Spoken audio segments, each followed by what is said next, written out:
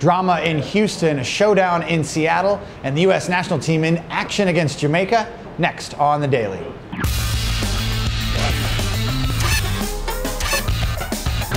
Hey everybody, happy Friday and welcome to another edition of The Daily. Andrew Wiebe there. I'm Nick Verschaw. We're going to look at some of the biggest storylines surrounding this weekend, but we'll start, Andrew, with the only game on the docket in MLS action from Thursday night. RSL at the Houston Dynamo. Nick Rimando kept RSL in this one early, then maybe gave it away late. Houston Dynamo get a 1-0 win. Yeah, Jason Kreis saying afterwards, you know, we have to admit to ourselves, Nick Rimando made a mistake. But let's be honest, he gets a pass for this one. It is a 1-0 loss. He did come out and bowl over Matt Conji, leading to that 91st minute penalty by Colin Clark. But the only reason they were in this game was Nick Rimando. He saves a Brad Davis penalty, keeps that amazing save record from the spot going, and then a few saves late on, one against Will Bruin to keep that at 0-0.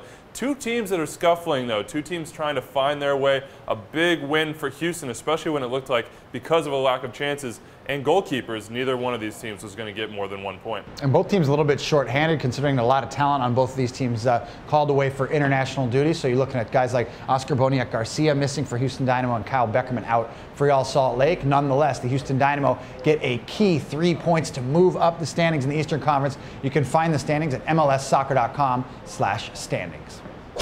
Well, only one MLS game on the docket this weekend because of the FIFA international date. It's the Seattle Sounders at home against Chivas USA on Saturday, 4 p.m. Eastern on MLS Live. Two teams headed in opposite directions really sort of all season long. The Seattle Sounders battling for that second spot in the Western Conference. Chivas USA certainly struggling going into CenturyLink. Yeah, and a win for Seattle would move them above RSL into that second spot. But if you're Dan Kennedy, you have got to be worried. You have to remember that 6-2 thrashing down in LA that Seattle put on them.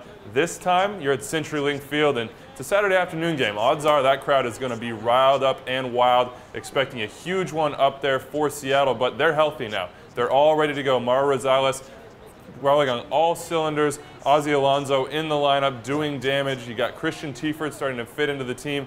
This is going to be a tough one for Chivas. They're going to have to rely on that defense, hope that it can bounce back. And then Juan Agudelo and Casey Townsend. Can those two youngsters get a goal? Those two guys have contributed a lot of offense for Chivas USA, but you mentioned an older back line. They haven't really been able to hold up the ship against some of the better offenses in the league, including that 6-2 rout for the Seattle Sounders. They'll go back at it again, 4 p.m. Eastern on MLS Live.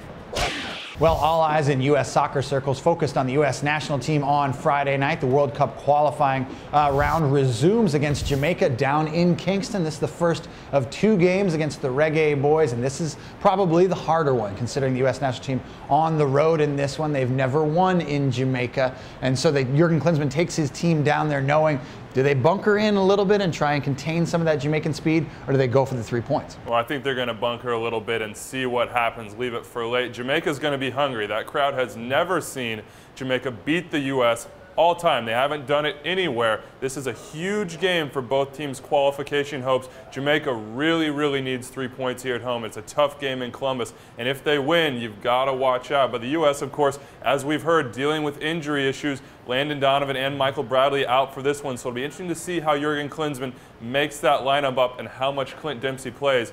Either way, a tough test. That back line, let's be honest, not the most fleet of foot, and Jamaica is certainly going to put them under pressure with speed. Mixing and matching a little bit for Jurgen Klinsmann. Two MLSers to watch in this game. Kyle Beckerman for Real Salt Lake, see what kind of minutes he gets, and then Jeff Cameron, the former Houston Dynamo star. Is he going to start on that back line with Carlos Bocanegra? The other big international game, Canada at home against Panama, 7:30 p.m. Eastern on Rogers Sportsnet up in Canada at BMO Field in Toronto. The Canadians need 3 points out of this one, but this is a tough opponent in Panama. Yeah, at home they have to believe that this is a crucial game for their qualification hopes. A win would really give them a boost. Honduras right now lagging behind. It's Canada and Panama up at the top. A big one for their hopes. They play Honduras after this one. So if they get 3 points, have to believe they're in the driver's seat. That game, 7:30 p.m. Eastern on Rogers Sportsnet. We talked about that game.